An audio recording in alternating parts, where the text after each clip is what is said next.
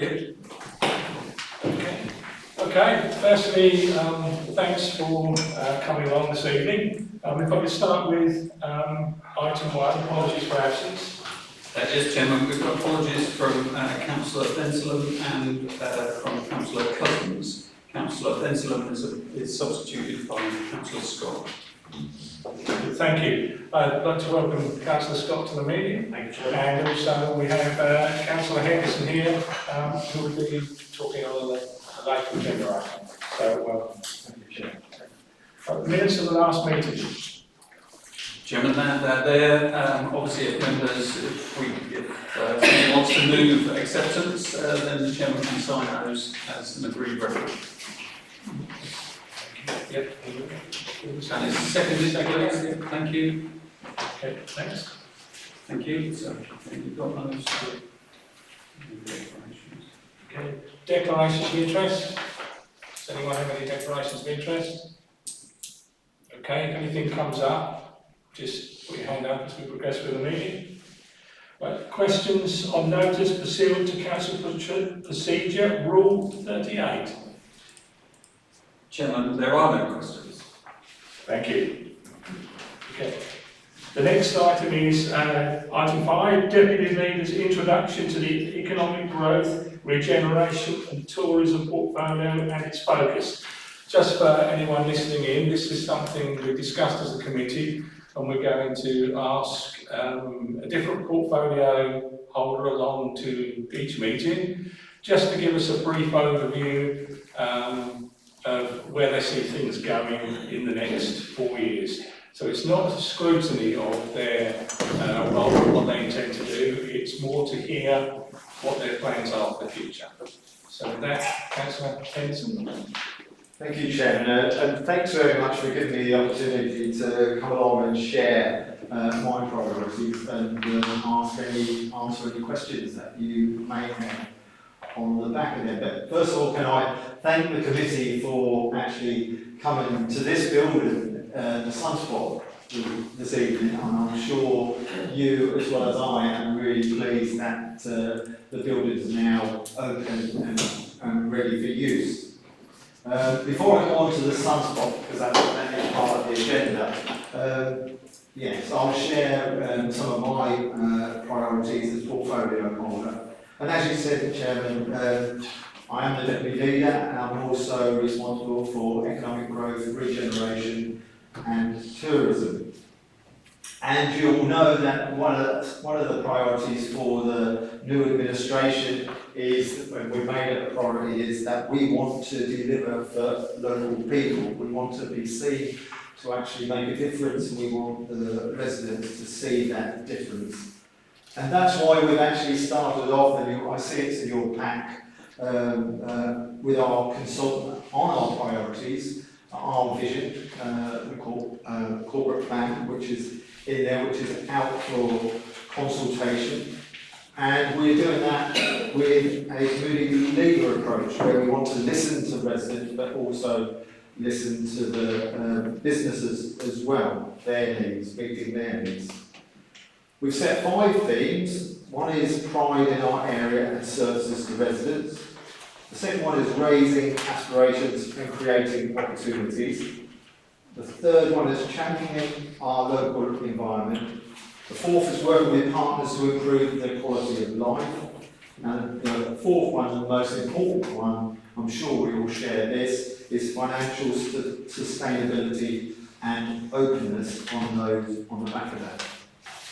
So within my portfolio holder, there are a number of priority projects which I'm going to be responsible for delivery of. And one of those is the Sunspot. And I think that's a prime example of meeting our priorities and getting things done. Here we are, and hopefully all those businesses and who are eager to get in here will be soon in the building and operating for people to come and see and create some of their manufacturing which they're actually going to do. But the other, one of the other projects is what we did call the Starling site. the long way to start the site, which is going to be called All One Place in Harwich. That should be open in the autumn, and it'll be open as a car park, but it'll also be open and available for events, and they will start this year, going on into next year. So we're really pleased with that, and we can't wait to see that actually, the gates open and that being used. And the next project, that is going to be a big project and take a lot of our time and resources, and a lot of officer time and resources, is the Levelling Up. I'd like to say that levelling up is just words. What we want to do is turn those words into a reality and see the benefits from them and deliver from what levelling up actually is. And I'm committed to delivering those levelling up projects, both in Dovercourt and in Clacton. But we also got to recognise that we wouldn't be able to do that without our partners, Essex County Council, who are playing a big part with that delivery.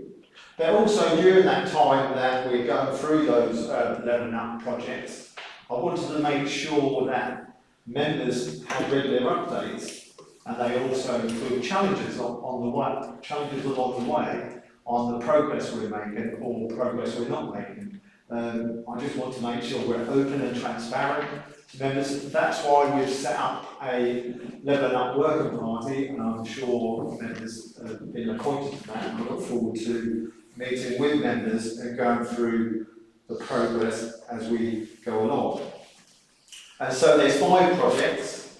There's the Clacton Hub at the library, there's Carnarvon Terrace homes and office space, there's new homes in Dovercourt, there's improvements to the streets in Dovercourt Town Centre, and improvements to the library in Dovercourt, and bringing back adult community learning to the town, which was taken away a while ago. So that's the projects for Levelling Up. But then we go on to the other project, which is ongoing, and has been ongoing, is Freeport East. What I want to see is Freeport East bringing benefits to tendering, and some of those benefits we need to look at is the opportunity for skills training, careers advice and jobs, because unless we have those skills, and unless we let young people and all ages know what opportunities are around, they're not going to be able to take the benefits of that Freeport opportunity. But we've also seen with Freeport, we've already seen the benefits, because we've got the Horsley Cross development, which has got several commercial units going through, and that development, I believe, has already started. The plan is agreed, and that's already started. So we're actually starting to see the first benefits from Freeport East within our district. I've long wanted, and I'm sure other members around this table have long wanted to see that development along Horsley Cross. It's one of the only developments of that type along the A120, so we're already, if you like, ahead of the game. And then the other projects which we're making sure we deliver are the UK Shared Prosperity Fund. That fund has already been open and bids have already come in. We've received 54 applications for 1.2 million against the budget of 500,000, and we're now going through, sifting through, or officers are sifting through those bids to see which ones are successful. And those bids covered skills, town centres, and the visitor economy, creative and culture. And hopefully the people who have made those bids will bring benefits, and I'm sure they will, to the tendering district. And we've also just launched the Rural England Prosperity Fund, launched on September the 9th, providing capital funding for community groups, and businesses, 70,000 for community groups, and 100,000 for businesses. No match funding for community groups, 25% match funding for businesses to be put in those grants. So two really good chances for businesses and community groups to engage, bid for funding and bring benefits to our district. And finally, on the project was, well, it's gone actually, was the air show. I was really pleased to attend the 30th anniversary of the air show. What a fantastic showcase for Tendring District, and all praise to those who have made sure that's been a success for over those years. We wouldn't be where we were without all the hard work of officers and other colleagues in the past, councillors in the past, for supporting that project and making sure it is where it is. And I'm looking forward to next year's, another exciting year. But on that, we're also looking to review the event to see what different ways we can make it more efficient and right, and that's right and proper that we do that. So we will be reviewing the process, but again, we're looking forward to next year's.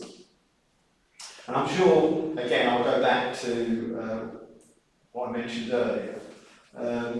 We do realise we're in challenging financial times. Bringing in government and partners funding, whether the UKSPF or the REPF or the ASUF, I hope everyone remembers what they came in, is key to delivering our priorities. So we couldn't, what we're saying is we couldn't do it on our own.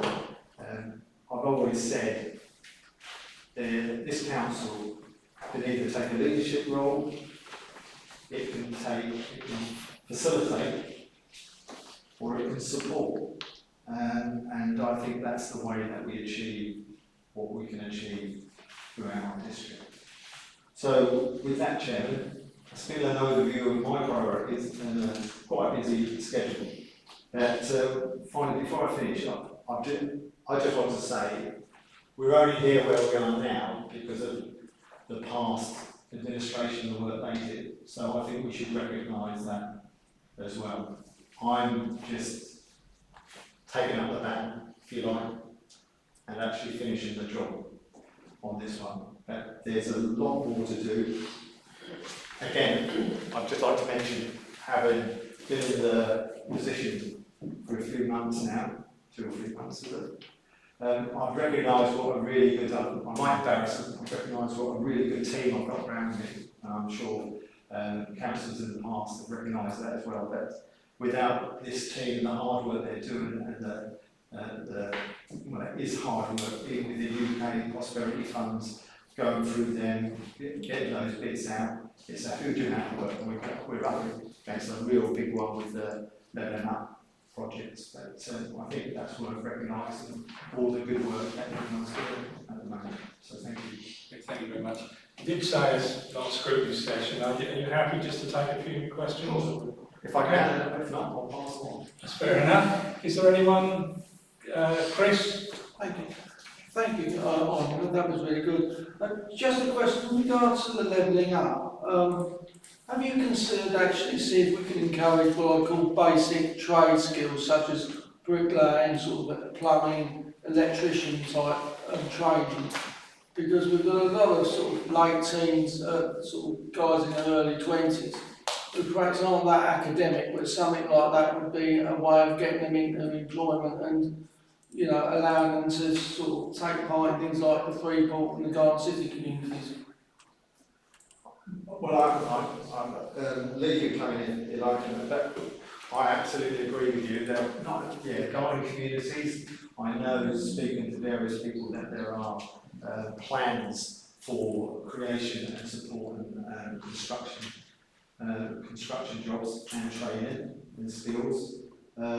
You're right with the Freeport. It's one of my concerns. Has been for a long time that there's not enough careers advice out there at an early enough time to make sure that, especially young people and students at school, are aware of what opportunities are ahead of them. And we're not talking about opportunities here today, gone tomorrow. We're talking about long term, over 25 years for green energy, you know, wind farm. I speak to the wind farm industry and they're talking about these are really, really long-term opportunities, and we do need to actually, and I'm totally aware of that, we had a skills workshop recently with some of the employment agencies, but also some of the businesses, and everyone recognised that there's a lot of work to do. One of the things we need to do is to make sure, yeah, we are making available the opportunities for people to train in those skills, but also we're making sure we get the message out on a regular, repeated basis. Not just a one-off, regular, repeated basis that these opportunities are there and we want people to hear about them. I don't know if Lee's got anything to add on that. I just heard that obviously the opportunity of doing construction projects is partly that through the supply chain there's the opportunity for local people to benefit from those jobs and trades and apprenticeships that come with that. I know that there are local people working on this build, and with the additional levelling up projects that Councillor Henderson has set out, there will be further opportunities there. And we've also got the UK Shared Prosperity Fund that includes a skills element that was part of the priorities that Councillor Henderson set out, and there's opportunities there with the to bring forward skills projects that bring support trades and people getting into trading. That we're hoping to see those projects come forward shortly. Thank you.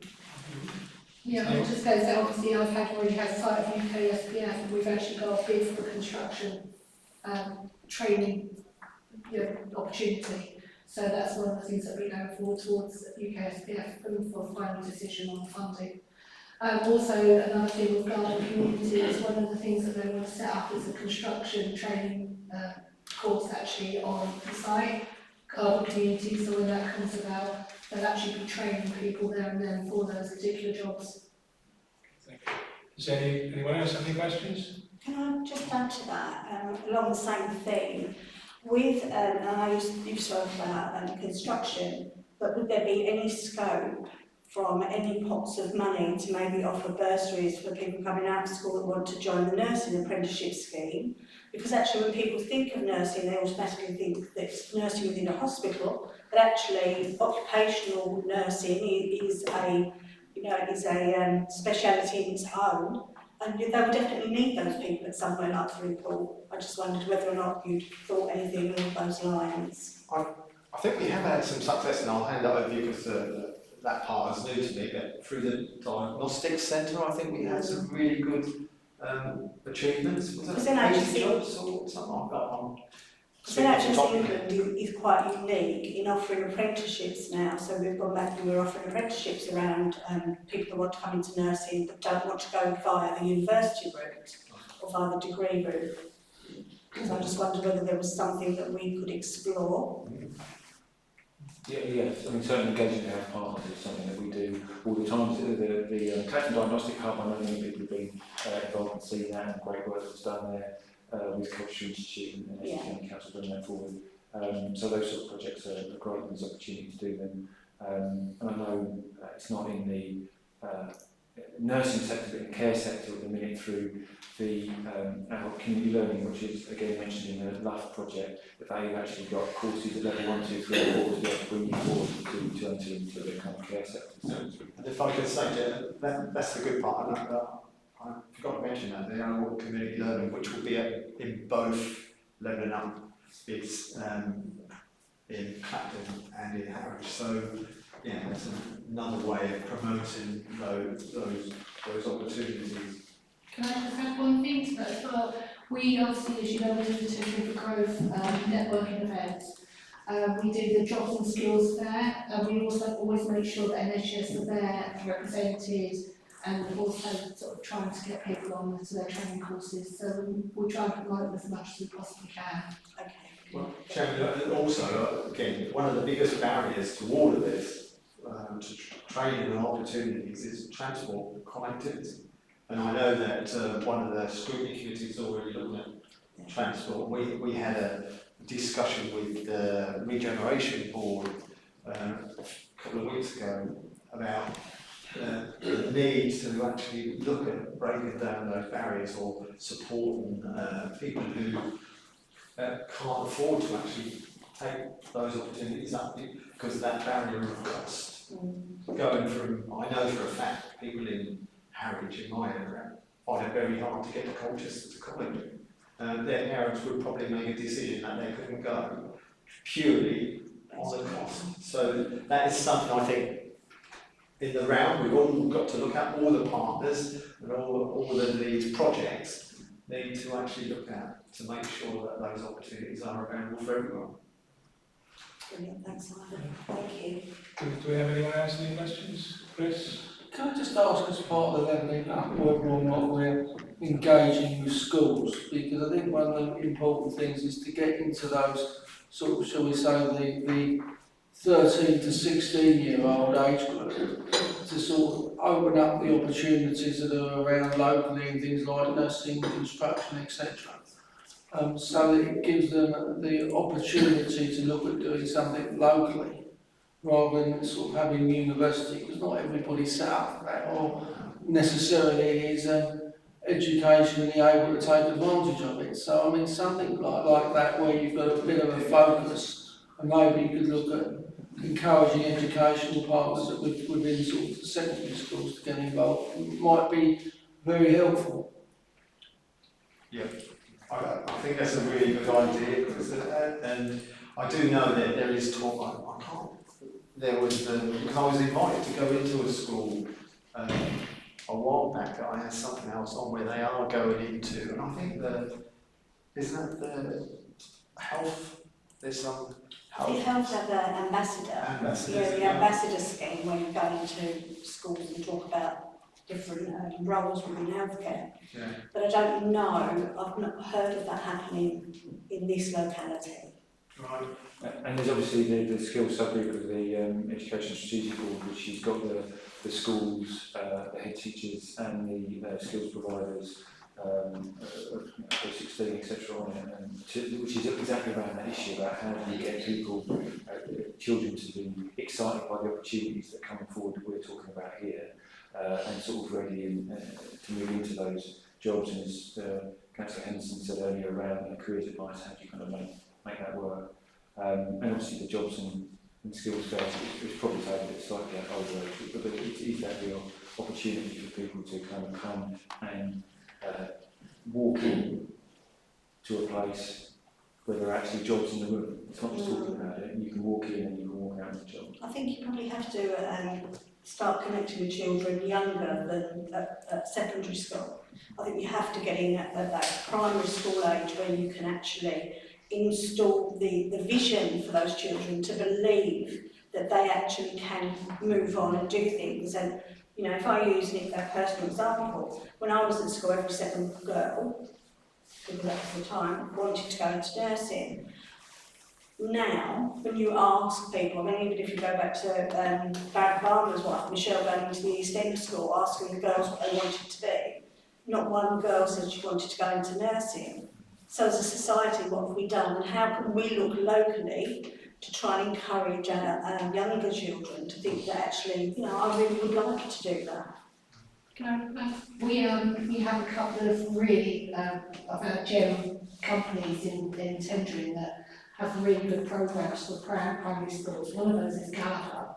So Gallagher have a great process that they take into the schools where you've got VR, so they can actually go up in the wind turbines and everything.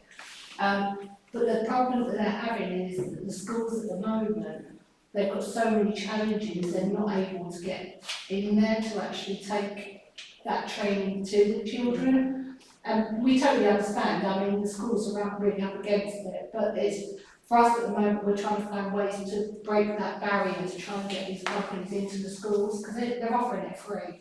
So, you know, we're trying to make those steps forward. And one of the, if I can say, one of the things I've recognised over my time, it's not just the children, it's the parents.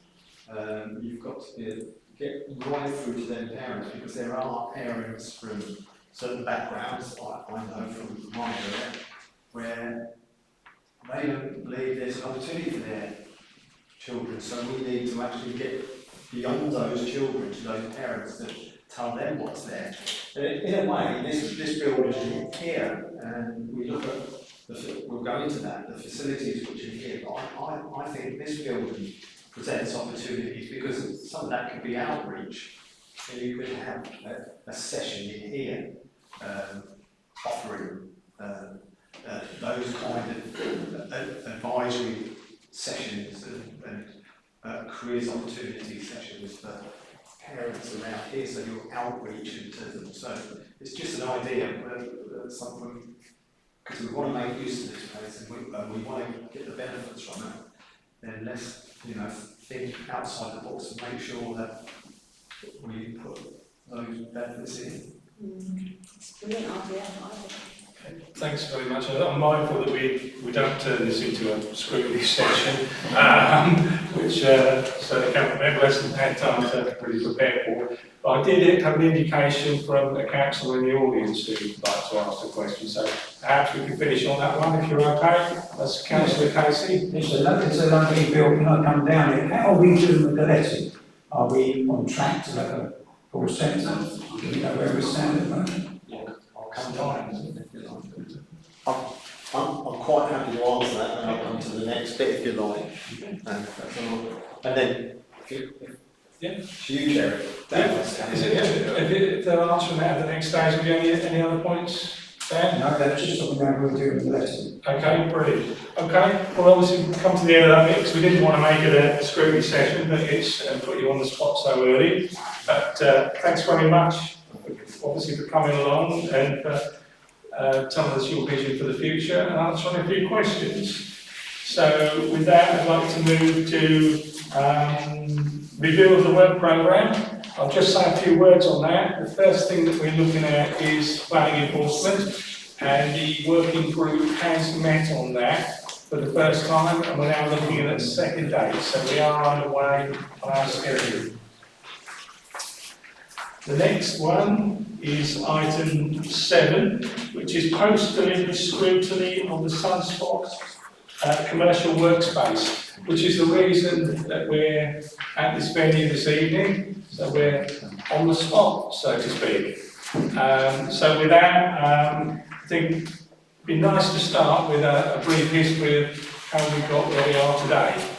I don't know who's doing that for yourselves, but I wonder if you could start with that. I'll lead in it if you like, and then I'm sure I'm going to need some backup as I'm going along the way. I'm sure Barbara will help me out there. Yeah, you're right, the Sunspot. It looks like we've hit the spot running. We've got this, some really good news just past the which is I've had to change my figures. But yeah, in terms of the Sunspot, as I said earlier, this is the whole of this has been across party effort. We've all been very supportive of that. I remember when I was sitting the other side of the table where I've been really pleased to see the progress and such a really good opportunity provided for Jaywick. And as I said to you earlier, we're just picking up the baton from all the good work which has gone on in the past from the previous administration. So the Sunspot offers 24 affordable commercial units with advice on hand in this location. And we have, I had down on paper 8 businesses already signed up. I can now tell you it's 14. And when you look in your report, it says we were expecting a 10% take up. We were on 33%. We're even higher than that now. So that's really good news, and that's a really good kickstart to the building. Yeah, so there's on-site advice. We've got our operations manager. Unfortunately, Nick Lister would have been here, but he's unwell, I think we can say. But I'm sure there'll be another opportunity for members to meet him, and he'll be here to support our tenants and offer advice. He's having training at the moment, isn't he, in support, although he's fairly experienced, I understand. Anyway, so then we've got the covered market, open, the covered and open market. So we could have part of it undercover and part of it open.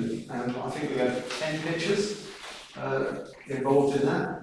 And then we've got that lovely community garden which members walked around, and I'm sure that's going to come on and look even better, and hopefully the community and tenants will enjoy time in that garden. And then we've got the cafe with a person who's taken it over with already experience. He's got the sea breeze on the seafront, and he's now taken over the cafe here, and he's already got links, or he has links in the past to here, so we've got a real local person taking over the cafe in here. And also, during the building of this, we know that the site manager actually is a resident within the district, and we know that there's other construction workers. So, in a way, even leading to where we are now, this has seen employment opportunities,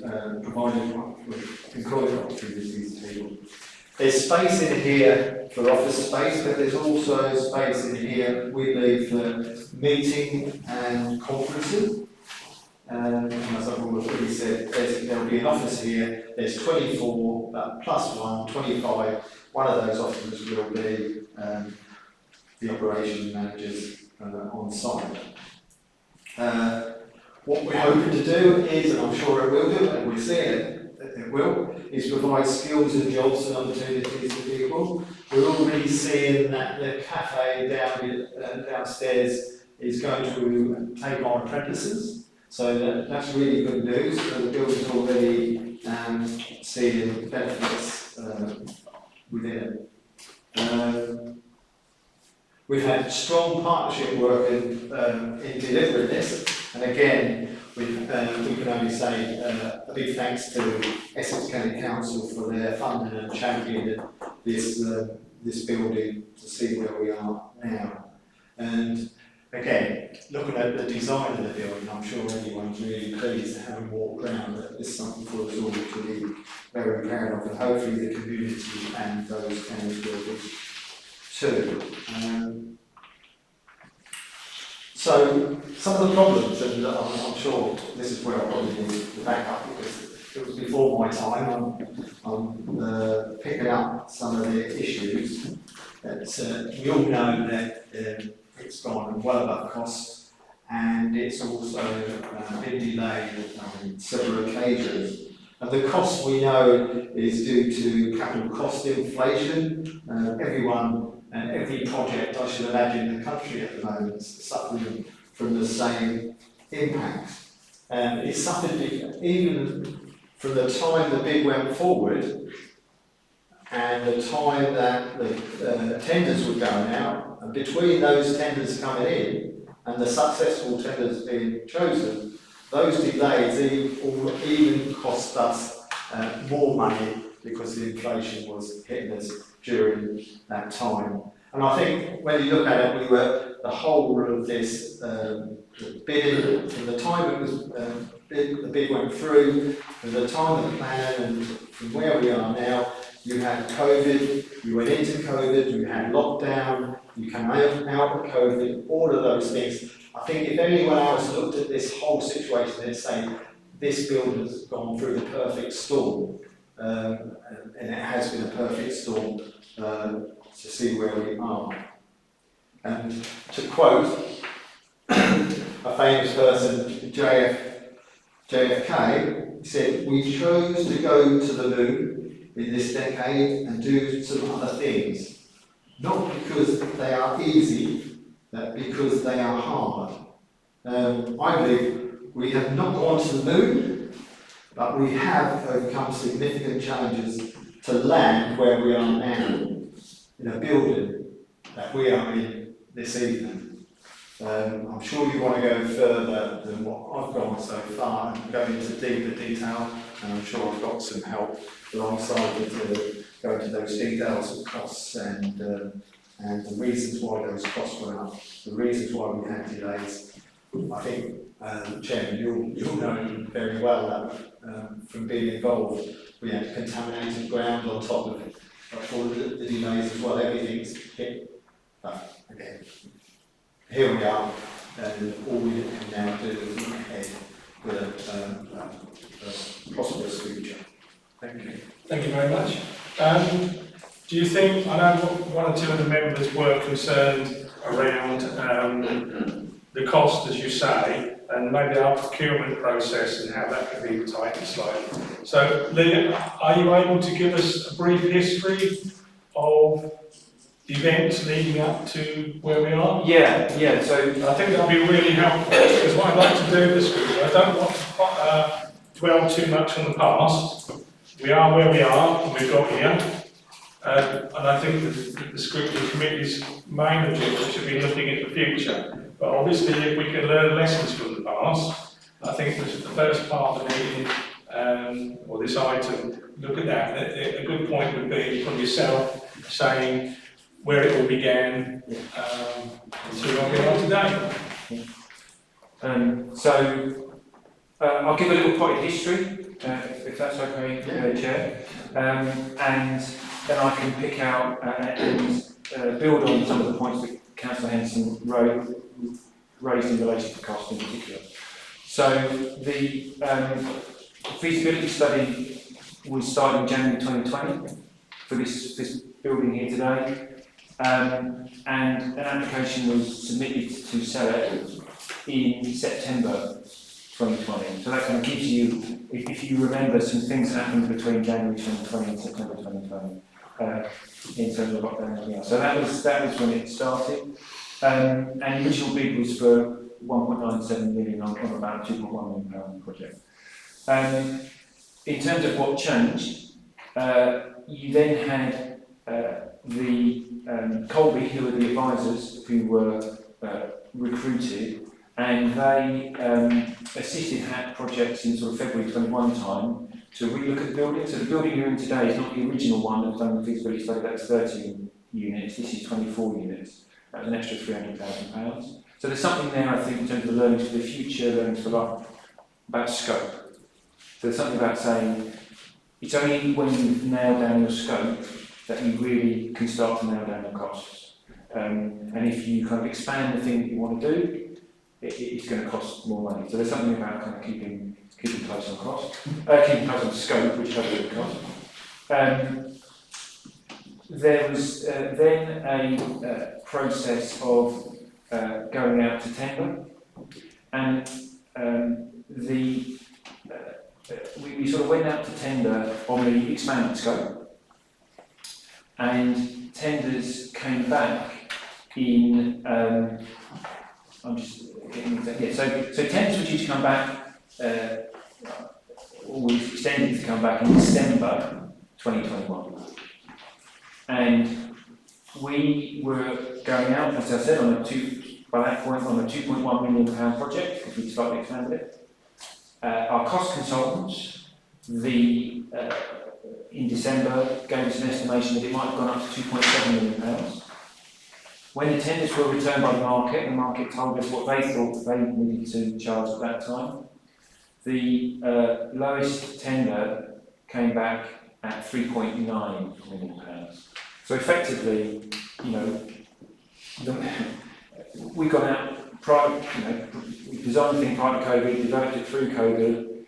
Even the cost consultants were, thought of at a particular level, but the final market came back at that moment in time in December 2021 with that price. And I think there's something there about, in terms of learning for the future, what do you do? Do you do it? Do you stick or twist? Do you say, actually, that's too much, we're not going to do it? Or do you say, no, this is really important, we're going to continue? And the decision was taken at that point to continue. And that meant going to our partners, Essex County Council, and asking for investment, and that investment came forward and enabled us to progress, and also the council itself put in extra investment, and that enabled us to progress. So really, I do think that is a bit of a unique situation. You would not expect to go to your cost consultant, to go through that and it be that much higher, but it does mean we need to be ready for that contingency. We're thinking about contingency for future projects as well. What's the contingency we need to put in, and how we manage that. So then we came forward and we appointed TJ Evers, and they took possession of the site in April 2022. And they started building then. The only other point I'd make is if you go over budget and you have to talk to your partners to bring in more funding, that also brings in delay, because obviously you've got to go and refinance the project. So TJ, and then the second kind of big thing that happened was that we're currently not sat on a pristine site. So we are now, but we weren't sat on a pristine site. There were 3 test holes dug in the area, but they didn't turn up much asbestos. I think there might have been a little bit of asbestos, but it didn't turn up much asbestos. But unfortunately, it turned out that when we excavated the whole site, we are currently sat on an asbestos gold mine. So that was the second big issue. The ground conditions, and we should never underestimate, I think, looking forward, the risk of ground conditions, unless you've done particular work. You should also listen to local people who are very, people who've got experience and say, I can give you advice about, well, your test holes may say that there's nothing here, but I seem to remember that this or that happened at this point in time. So that's also important. And that, so as we kind of got into the ground conditions, we then had an increase in cost of about £760,000 in total during the process of build. That also required us to do some refinancing, going back to Select, who gave us the funding in the first place. And the point about going to the moon, other people didn't make it to the moon. Other people fell by the wayside, and the money that went back to Select, we could then go and bid for again. So that helped to, match funding, partly TDC, partly Select, came forward as those ground conditions hit. And that's really what brought us to where we are today, which is a unique position and difficult ground conditions, and the time it took to refinance that. But here we are, we kept going. Okay, thanks very much. As I said, I'd like to do a small part of the meeting just on the past, because I think we can learn from that, hopefully, and we can learn from this project for other projects that come up. But I think particularly around tendering now, or tendering process rather. But let's hope we never face those conditions again. But it doesn't hurt to be prepared. And then we'll move on to what I consider the main part, which is look at the future. I know Councillor Griffiths was been watching this quite closely on the finance front, so if you'd like to open. I'm sorry, but I still have major difficulties with this. If you're putting in a quote on the 3rd of December 2021, and your consultant raises that from 2.1 million to 2.7 million, I understand it. I understand there's market forces that could cause that. If on the 6th of December, which is 3 days later, you then got a bill for 3.8 million, that tells me there's something the matter with your procurement process. Now, irrespective of whether or not, okay, we're looking at this site, but it could be any site anywhere in tendering.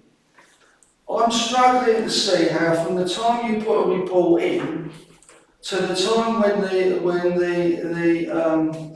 contractor puts in his bill 3 days later, you get a £1.1 million increase in 3 days. Bearing in mind that you're looking at a £1.8 million total budget increase on the whole project. Now, 1.1 million in 3 days would indicate that your initial project base was way off, wasn't it? And I mean, this isn't the first one we're looking at, is it? Because there's a sheltered home complex in Walton, where we had a similar increase. I think that went up 3 times the original contract cost. There was also the football pitch, or the artificial pitch in the leisure centre, which I think went up 100,000 from when we put the actual cost in. So when we're actually looking at challenging financial times, and I accept that this isn't the current administration, and that when Carlo was the finance portfolio holder, we were having similar discussions with him. The reports that are put into cabinet and the portfolio holders have to be somewhere near the ballpark of what we're actually looking at. And if there's a delay in you doing the project, and it's a 12-month delay or a 6-month delay, or something happens, then the revised figure that represents the actual cost should be going back to cabinet. Because, you know, let's be honest, I wouldn't know anybody else in his position looking at a £1.1 million increase in 3 days. That's not helpful to us, is it, as an administration? And if you're looking at challenging financial times, just saying to the finance portfolio holder, oh, by the way, you've just got another £1 million you've got to find, it makes challenging financial times very, very challenging. And how many others have we got where somebody in the administration could find another £1 million popping up in a couple of days? Because I think we need to look at this urgently and on what we're actually doing and review our portfolio and review our procurement process and where it actually works. And this isn't any way of criticism of Ivan or the current administration, because this is something that we brought up in January at the budget scrutiny with the previous administration with Carla, because this is a concern when you're getting figures that are putting forward for projects, which in this case is admittedly the Sunspot in Jaywick, but could be anything, where the actual figures in the report are bearing no relationship to the end product. So I think it's a very fair challenge to say, you know, you went to sell it, you put in your 70-page bid to sell it, and everyone's kind of agreed that, signed it off, and then the actual construction tenders, when they came back, were substantial. You know, we were double effectively what the expectation was. I mean, I think the 3 days is a slight misnomer in the sense that. Well, it's based on a glory report. No, so I'm not saying that. I'm not saying, what I'm saying is that the cost consultants were revising this, that they thought that there might be a substantial increase on the 2.1. What they were out on was the scale of that. Right? And so it wasn't that it went from 2.7 in 3 days to that amount, it's that effectively when we went out to market, it was nearly double what we thought it would be. Now, the point is that is the same across, you mentioned a number of projects, a lot of projects have been taking place across this shelf, effectively, of substantial capital cost increase that have hit, I mean, not just us, but everyone.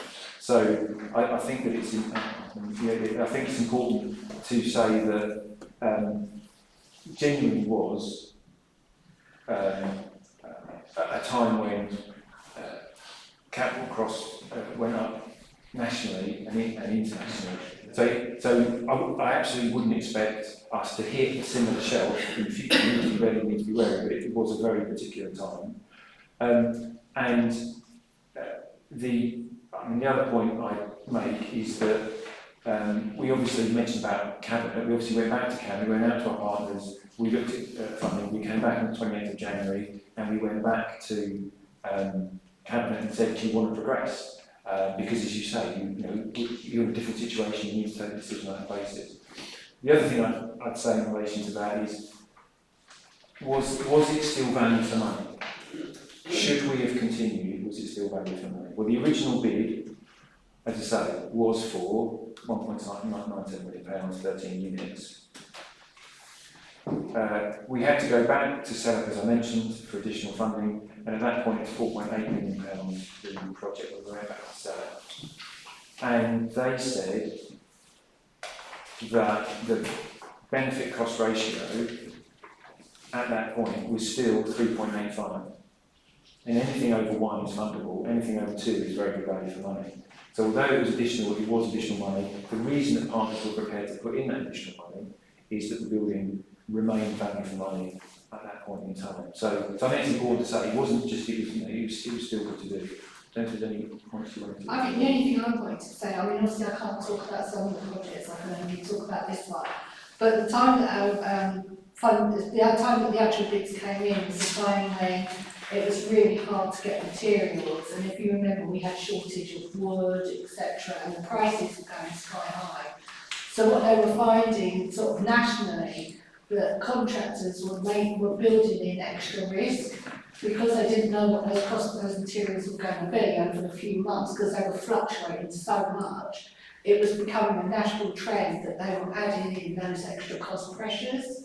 So that's another reason that it was a lot higher than what we originally expected. So how are we future-proofing this administration or other administrations from similar costs on major projects? Because you don't need many £1.1 million increases across the board to cause whatever administration of whatever colour it is significant issues, especially at times when you're not too sure, you know, when you're facing financial issues anyway in the coming years. So what actions are we actually taking to ensure that when I've been sitting there at Cabinet, the figure that he's got somewhere resembles the actual cost? And what do we learn from this, and how are we future-proofing our Cabinet for similar rises? So I mean, I think the key is being open and transparent, and that's, I think, what this process shows that we were throughout, which is that we have to have the capability in-house to be able to develop bids in the first place. We have to have the, in terms of capital delivery, we have to have the capability through our consultancy base to have high quality cost consultants. And in reality, all that we have to do is to rely on the quality of advice we've got. And then if it does transpire, as it did at this point, that because of very unusual external circumstances, the gap was different, we had to be very clear that we were going back to Cabinet and saying, you know, that was the position and it was perfectly reasonable for us to be in that position with the information we had at the time. We're now in this position, this is the truth of the matter, this is what the market said. What do you want to do? And it may be that if we were to end up in a situation where things are doubled, see why that happened again, because we're not shutting down China and opening up the rest of the world again, which is what happened at this moment, as Barbara was saying, with access to materials. But if you are, you just have to be open and say, well, we've done everything right in terms of due diligence, here we are now, this is the situation, do you want to progress or not? And it may be that if the funds aren't there and it's not the right time, you can't progress if actually things are done. Yeah, no, and the evidence I've seen is from our partners that all of them were saying that it wasn't purely based on a finance investment, it was based on the economic, the benefits, the social benefits, and that come from seller themselves, because they said here, the project is considered a high value for money. So even though all of this was swimming around and all these changes in finance, the partners who were still willing to invest were still saying this is the right thing to do, and keep going, because the benefits outweigh these barriers and hits that you're taking on the finance. On the back of what you're saying, Chris, the learning curve, you're absolutely right. And again, I've said here, we will have a working party where I will update regularly, we will update regularly, members will get updated, and members will be able to challenge all the way through. And again, I think Lee mentioned, I think it's either scope drift or scope creep. Both. Scope drift, scope creep. So members come to us saying, why don't you do why don't you do that? It goes outside of what we're going to do. We've got to actually stay tight to what we actually want to achieve. Sometimes we might have to reduce that And also, it's not just our cost, it's Essex County Council's cost.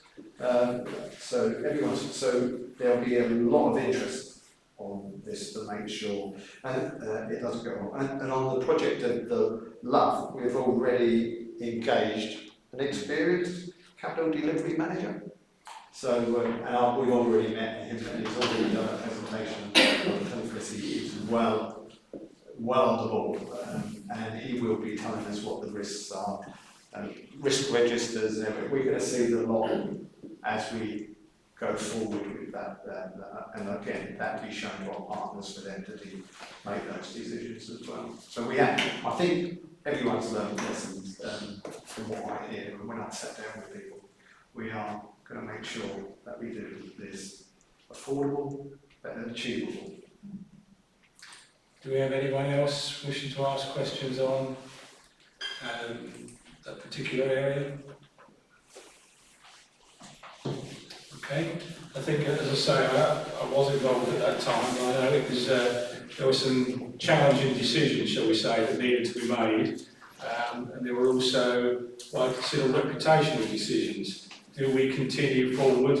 Do we stop? Or do we just give up?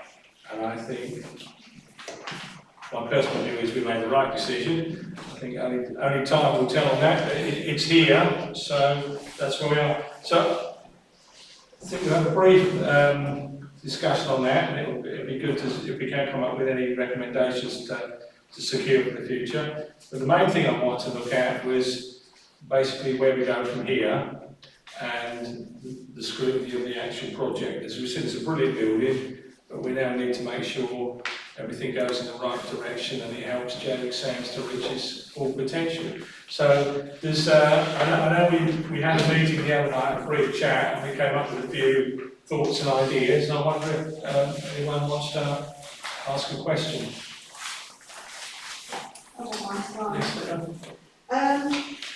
Jaywick had a Sunspot in the past, which consisted of indoor cash and a covered market. What is the difference now, and why will this be successful? So now we're doing it as, we've still got the indoor market and we've still got the cafe, so we wanted to bring that back to the community. We also are very aware at the moment that Tendring have got a really good nucleus of new businesses starting, but there's nowhere for them to get that first foothold.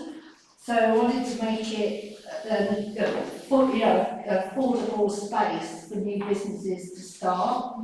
We also wanted with the retail units to be able to bring that retail side in, so we can bring the footfall, bring the income into the area as well, provide jobs, but also it gives the community the gardens, event space, which is used by the community. And we just want to make an area that they can come and be proud of and be a part of. So we want to make it, although it's predominantly business units within the building, we want to make sure that the community has that feel for it as well, that it is part of the community. Okay, that's great. Can I just follow with another question? Is that okay? Can I, just on the back of what Barbara said, I've met some of the businesses which are coming in here, and they are so excited about coming into this building, and that says it all to me. And if there are others, and you've just heard, I knew of 8, now we're talking about 14. So it's working already, and the draw to the area. And I think Paul mentioned it earlier, it's actually centred that, and I've been involved in Jaywick over the years as well. This is not going to solve all the problems of Jaywick, we know that. This is part of the jigsaw. There's still real big challenges for Jaywick, but this is right on the entrance of Jaywick. It gives a positive feel to those people. It gives a feel that people all of a sudden are caring and want to improve things. So I think the overall project actually has got a huge number of benefits for the area as well as compared to the past, what was here. Yeah, and I must admit I'm very positive about it. And my other question was, apart from the lunch day that is this Saturday, I believe, is there any other planned events taking place here? And is there anything to entice the stallholders or the general public? Like, is there going to be like a Christmas market? Or? Yeah, I mean, at the moment, we've just really focused on getting the building open, and we wanted to make sure that we did the big community event, because we totally appreciate that they've put up with a lot from us, especially when we've been taking up the roads and all sorts. So we really wanted to give something back, so that's why we wanted to do the big community day, just to launch it and, you know, make it accessible. But yes, now we've got Mick on site, the idea is that we will be looking at facilitating other events. Will be available for people to be able to book events and to run their own, but we also want to look ongoing at how we can use the space smartly and provide as much as we can. I have had initial talks to partners about whether or not we can facilitate things like children's activities in the summer, you know, and try and just bring that into the area. But at the moment, as I say, there's just been so much focus on just getting over the line. We've got a lot of plans, and obviously we also need to be looking at funding for those as well. So it will probably be small steps to start with until we can actually accumulate sort of that income to make it sustainable, and then we can look at making bigger events. Okay, thank you. And there is a booking system. Yes, we have a booking system, yes, and we try to keep even the event area as sort of low cost as we can, so that it's accessible to all. You know, so yeah, they'll be able to book online. Does anyone else have any questions? Yes, Caroline? I'm just wondering, really, because everything else I've asked, I wanted to ask you for answers before. So, you talk a lot about partnership working, and I just wonder whether or not there would be any mileage in health services or health support workers being a daily presence on site. So if you had the market running, you might want something else like blood pressure checks or blood glucose checks, or, you know, helping people with how to manage chronic pain. Because you've actually already got your audience here, and there will be people that will come into the market that may not want to go and specifically speak to a health professional within a clinic site. Yeah, we have, obviously with it being for businesses, mainly, we're not necessarily looking for them to have a permanent position here. But one of the things that we have talked about is whether or not we can run regular services out of this room and actually use it, you know, if they want a half day or something to do blood pressure or whatever. And obviously things like the market stalls and things like that are all bookable, and we'll do everything we can to accommodate them if they want to be part of that. We've got, I believe NHS coming down for community day, we've got a lot of the other partners coming as well. So, yeah, we'll keep in constant contact, and obviously if there's something they do want to run out here, we're more than happy to talk to them and see if we can plan it. And I think Barbara's actually, from what I understand it, is as one-offs like that, but if there was a regular request to take over you, then there's a criteria and an agreement that we set with our partners for the funding. That's right. It's got to be commercial at the moment, and that looks like that take-up is improving, and we're getting there. So I think the one-off is a good idea, good opportunities. Yeah. Okay. Down there, big pin machine then. Okay, Adrian? I just wondered what with superfast fibre and broadband and things, what are we putting in place? What are we going to be connecting to here? What sort of speeds will we have? Will it be available to the public walking past to connect to, or only people inside? Yeah, we're actually having the Starlink put in, which is the latest technology, so that feeds off satellite signals. So the connectivity should be really good on it, but it's supposed to be one of the best apparently. If I'm correct, that connects at 200 megabits per second, whereas fast fibre connects at 1 gigabit per second, which would give us 5 times faster. And there are countries now that are looking at 10 gigabits per second. So we'll actually be a little bit behind. That's all I'm thinking, that maybe we should consider.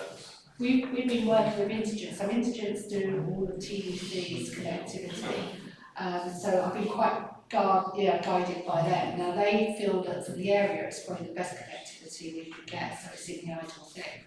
But we are also having a BT connection as well, so we've got that as a backup. So we've got the two types of connections that we can use. As I say, I'm completely guided by IT. I like to think they didn't make that, fingers crossed. And that's the recommendation that they've given us, is to actually put that in. Did our IT department? Yeah. And Yeah. they, okay. with that? Yeah, this is all throughout IT, yeah, so it's, as I say, it's our IT and intelligence that are actually taking this forward, so they're the ones that do all the council's connectivity. Everybody's got the opportunity to have hardwired, and they've also got Wi-Fi. We'll have a guest Wi-Fi that will be available to all. Outside as well? Yeah. Do we have anyone else with a question? Mr. Chairman, obviously this is Councillor Benson's question. I'm not sure whether it's been discussed. Obviously, I'll read his question. What was the original mission statement of the project, and can we have a copy of the successful bid application meeting? That's the question for Councillor Benson. What I'm interested in, Mr. Chairman, is what Mr. Healy said. The history going back from the start till now, I'd be interested to have a copy of that. And I'm not sure whether members on this committee are being entitled to have a from start till now of decisions and going forward. I mean, Mr. Healy did a really good brief overall, but for new members who sit on this committee, I'd be interested to have that if possible. On the question for Councillor Benson, we can provide that information. There is a Jaywick Sands covered market and management workspace. The whole application made 2001, so we can provide that information. Thank you. And if it's all right on the notes of the timeline, I'm happy to share that. Thank you, Chairman. That's Okay, thanks very much. Do we have any other questions? Sue?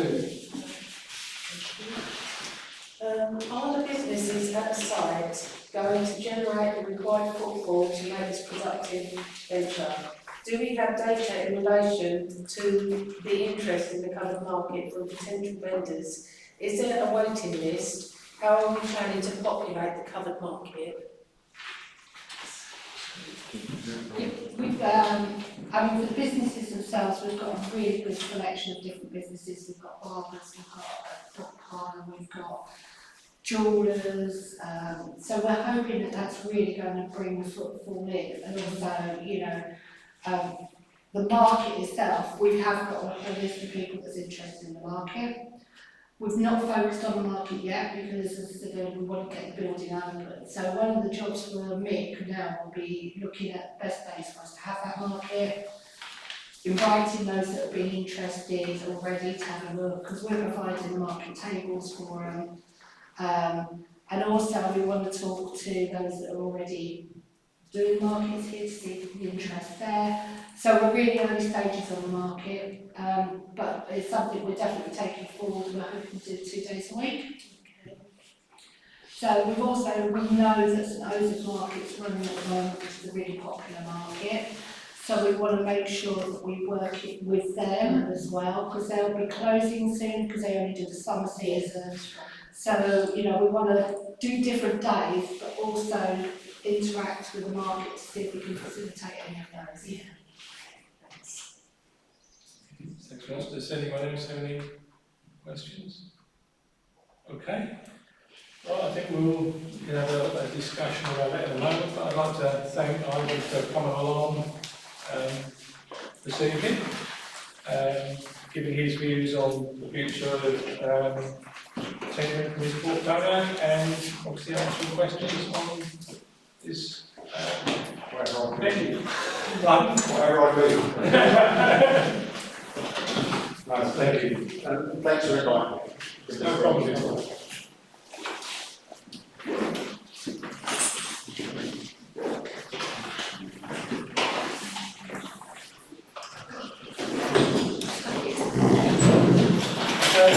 just go for a couple of minutes if you like.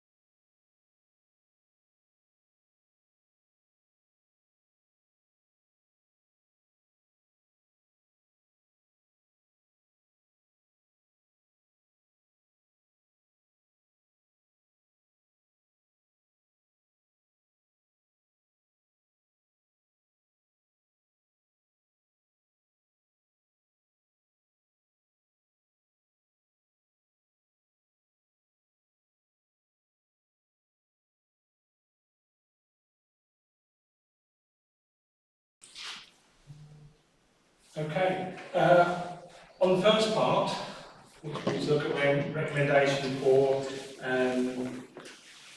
learning from the past. Keith has been looking at the discussion and has come up with a suggestion. Would you like to? Sure. So just picking up on those issues that were being discussed, there's some words here, that the capacity and expertise of the council in costing and programme managing major capital schemes of the council be strengthened to avoid or minimise unforeseen mission creep in schemes and unrealistic cost assessments being presented as part of the approval mechanisms. And it goes on, that then need to be repeated when true market costings are then identified subsequently. Chairman, I actually agree with that, and initially I was the one person. Okay, thank you. Does anyone else have comments? I seconded. Does that capture it, Chris? I think so. I think that should take out any, should we say, large bills, because I find it difficult to see a £1.1 million increase in 3 days. It means that something's gone drastically wrong in your procurement strategy. So I think that by doing that, hopefully that should minimise a similar thing happening again. Chairman, I agree with what Councillor Bush just said. I think big sums of money that changes in 3 days. Obviously, it is in the previous administration and in that new administration.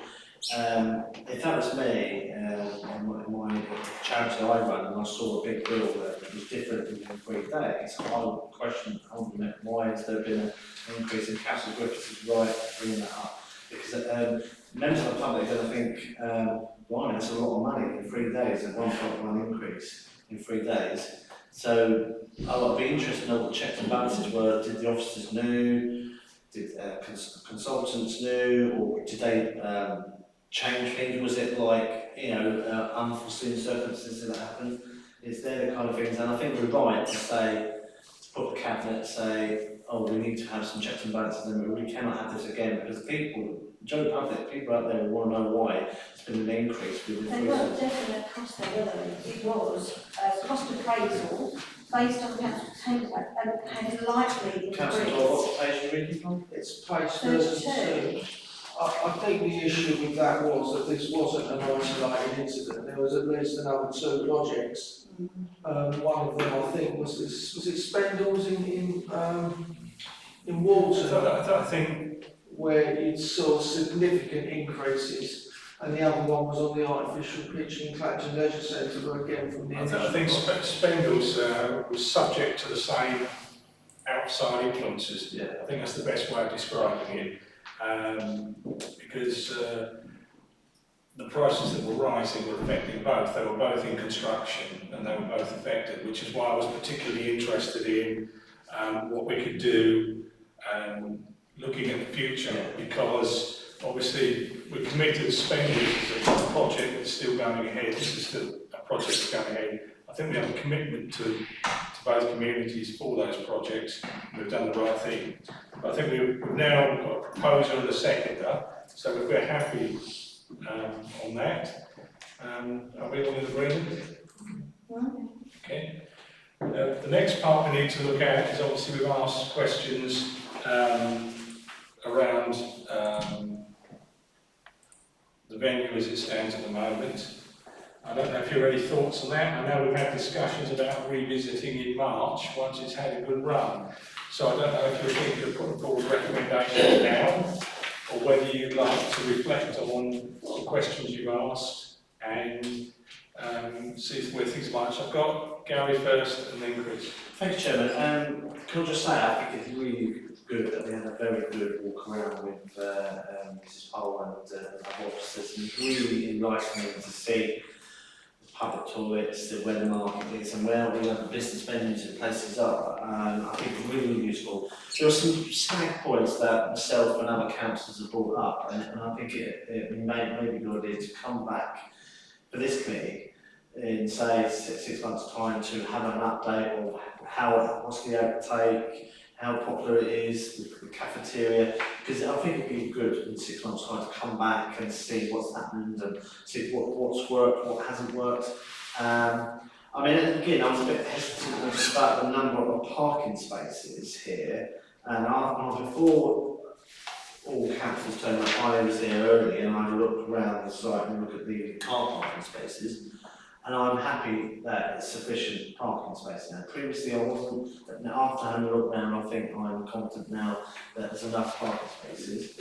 I did ask a question of Mr. Powell with reference to charging points, and I understand that's just for the tenants only. I'll be interested in how we police that. I would like to see possibly that could be made open to people turning up, use the market, the shops or the facilities there, and then charge their vehicle up. Because I can't guarantee that every tenant is going to have an electric car. If every tenant's not going to have an electric car, then those electric charges, because I understand that the tenants will be, they're the only ones allowed to use their charging bays. But if all the tenants don't have any electric cars, then they're going to be left vacant, and it would be ideal if members of the public can use the facility. So I think it's a valid facility, and I think it'd be a draw to people in this part of the world and further afield. And 10 spaces for 5 charging points on there. So they're the kind of thing I would like to see. I don't know what other councillors think. I think someone else indicated. Chris? Thank you, Mr. Chairman. We've got on page 34, we've got the review of the success of the building, which is basically has a little chart up till March. So if we were to schedule the next review of this about April time, we can actually look at their figures to see whether or not their projected figures from September to March have met expectation. Because I know they're monitoring things like reviewing building operation, tenant satisfaction, customer feedback and occupancy levels. So at that stage we should actually have a reasonably good idea of the direction of travel that we're going in. I agree with that. I would say that looking at this, I think this is an excellent project. Yeah.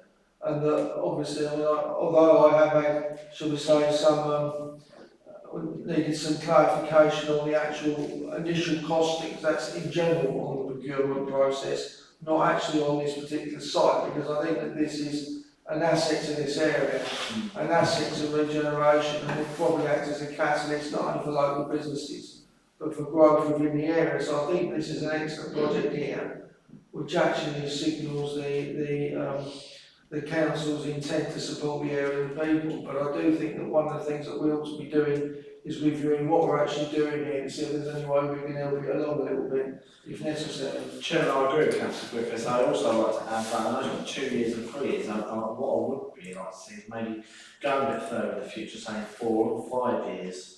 I know Councillor Griffiths mentioned about it coming back in April. I agree with that. I think it's a valid comment. I think we should do that. It says 2 year and 3 year. Would be nice to have maybe a 4 and 5 and see what the long-term plans. Most projects are normally have a 5-year plan or what's proposed, and I would like to see maybe a 4 and a 5th.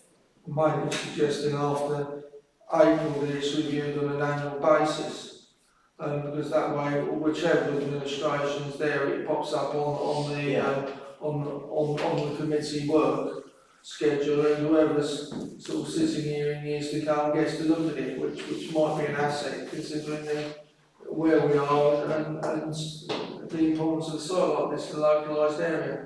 Chairman, if Councillor Griffiths is going to put that as a proposal on the ground, it's a second.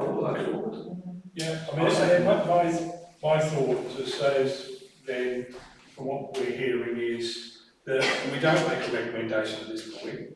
We wait until April when we can review. So we've gathered the information, we've heard what's said. We'll obviously see the minutes of this meeting. We can receive an update in April. We're talking about annually. There's a couple of things I want to remind you. Firstly, we have got a big work programme ahead of us. So do we want to decide now that we're going to do it annually, or is that a decision that we reserve until April when we can see how things are going? Well, I think if you put it on the work programme in April and say annually, then, because obviously that will give you the next year, so to speak, will give you an idea of how you're going long term. And then after that, it'll be whoever's in charge of the committee or chairman to decide whether or not it's worth doing an annual review or whether or not everything's going fine and you don't need to. Chairman, I agree with Councillor Griffiths. I think we should do that. Come back in April and then review it annually after that. I totally agree with Councillor Griffiths, and if Councillor Griffiths put as a proposal, I'm quite to put that as a proposal. and I will second that, Chairman. So Chairman, I think I've got that you've heard the positive news about the occupancy rates and the planning for the market, and that you're intending to confirm, as it's in the work programme already, that it will be in your work programme for April. Just in relation to future years, that is something for future year committees, so it wouldn't be appropriate to bind any future year committee in relation to the work programme. But it's coming back in April, and I think that's hopefully going to capture what your intention was. I would just picking up on something that Councillor Griffiths was saying, is that I think the value of the asset, or the potential value of the asset, we can record in the minutes as well. Can I just ask one question? If you're going to have an annual review, and whenever I've been involved in projects previous to this, the people that are actually, so the person that's managing the building, would they contribute to that annual review? Because I would expect that they would. Yeah, you can ask whoever you Yeah. want along. Whoever you'd like to come I along. just think if you're going to, also if you're going to write an annual report, so it'll be there for future generations, it would be good to have them write some of that report. Sure, and I think that's a function for the portfolio holder in actual fact to receive that report, so I would hope that that's the reality of the situation. So, are we happy with that as a decision at this point, or recommendation at this point? I'm Chairman, as a substitute member, I can't speak for Dan Spencer when he comes back next time, but as I agree with Councillor Griffiths on his comments, and I think that should be noted definitely. But Chairman, I'm very, very impressed with the building and the staff that Mrs. Pole shows around stuff. But some of the snagging points, I'm hoping that Mrs. Pole and the officers will go for right pull cords and toilets, emergency call out, and the charge point situation, and maybe to have a portal like they have at Pier Avenue, where people who are in this area may want to come and have an opportunity to have a tablet there they can access council services, because I think this will be very useful for people around here. They don't have to go into town, don't have to go into Pier Avenue to seek advice from council officers. If there was something here that actually could be to help people in Jaywick, could be something we could look into, and I really welcome something like that.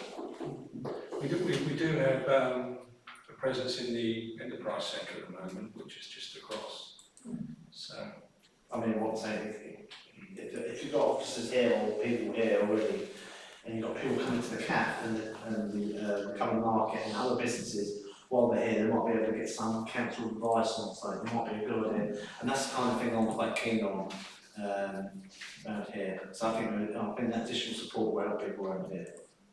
Along those lines, thinking about logically, because I know that you've got quite a number of elderly residents in this particular area, would it be possible to, I don't know, maybe put a designated phone line in that could be operated from the office, so if somebody needs to phone the council, they can do it? Because if you've got some of the older ones, especially in winter, they can come here and make contact. It's a lot easier than maybe trying to get into the sort of housing office in Pier Avenue or something like that. And if you've already got somebody sitting there in the office, why not look at seeing if you can put a designated phone line in? That question can be posed, Chairman. yeah, it's not a problem. As I say, we do have a presence in the enterprise centre at the moment because of the work that's going on there. So it's not in isolation, it's not that far away, but yeah, we're happy to. Well, the other thing does encourages people to come in there more than they use can. And phone someone up. Yeah. Or go on the portal, the Tendring DC portal, like they have at Pier Avenue, we've got a tablet where people can tap, get their parking permits, sort out other services. So something like that, additional thing that might help. And you never know, Chairman, once the boxes start getting released at the town and parish councils, you could have a situation where you could have residents pick up their boxes and recycle boxes from here, and while they're here, they can use the facilities, the businesses and the camp.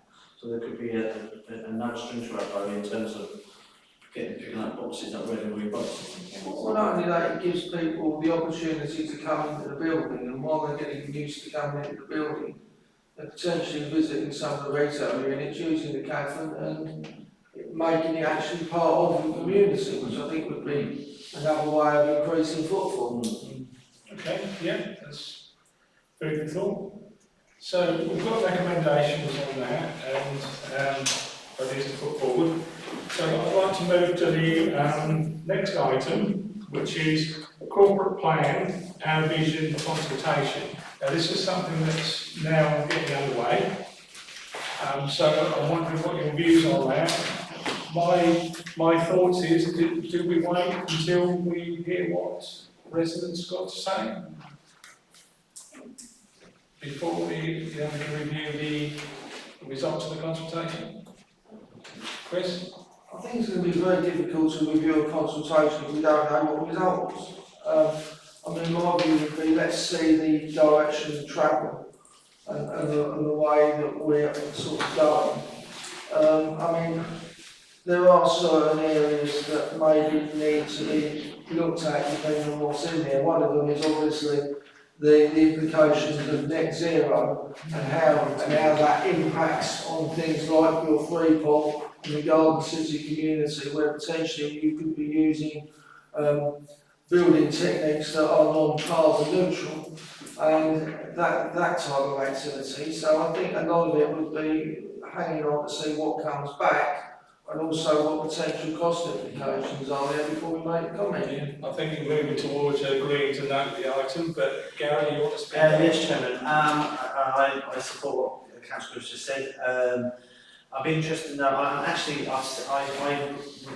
bumped into a few people that were consultants that were actually doing the corporate plan on our behalf, and I bumped into them, and they actually stopped me in the street and interviewed me, asked me, well, would you be interested in doing some, your opinions on the corporate plan? I said, well, I won't ask that, I'm a district councillor. Is that okay? We won't ask you. But I was very, very impressed, and these people going around and literally speaking to people in the street and ask people's opinion. Some people, I think, will give a positive response. But I just want to know, I don't know if I can't see it in here or I missed it, but what's the time period of consultation? When does it end? 25th of September. Okay. Right, so yeah, Chairman, I think it's right that we just wait, what Councillor Chris said, wait to the end. We'll just note the article now. Yeah. Are we happy with that? Okay, from a practical point of view, if the consultation ends on the 25th of September, what's the time frame for putting in any additional costings into next year's budget? Well, if when you do the corporate plan you feel that there are additional cost pressures, is there enough time from the end of the consultation to when the new budget goes forward to add in any additional costings? I would say yes, if that's the case, and certainly, budget adjustments, there is that time.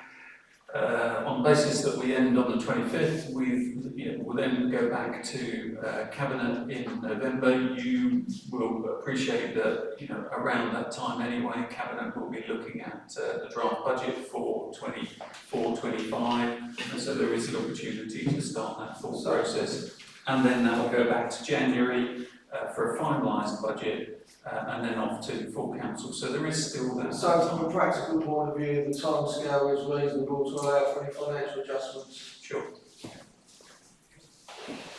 So I think that's the last agenda item. So with that, I'm happy to close the meeting and wish everyone a safe journey home. And thank you for taking the time to come along. Thank you.